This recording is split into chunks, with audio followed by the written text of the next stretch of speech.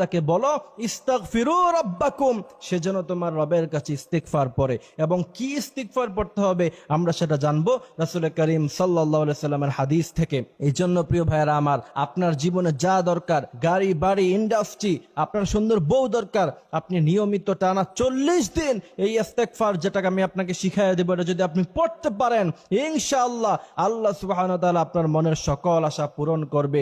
সেই ইস্তিগফারটি হলো আস্তাগফিরুল্লাহ الذي لا إله إلا هو الحي القيوم وأتوب إليه لا حول ولا قوة إلا بالله العلي العظيم। আমি আবারো বলছি আস্তাগফিরুল্লাহ الذي لا إله إلا هو الحي القيوم وأتوب إليه لا حول ولا قوة إلا بالله العلي العظيم। প্রতিদিন কমসে কম 70 থেকে 100 বার টানা 40 দিন এই ইস্তিগফারটি পড়বেন।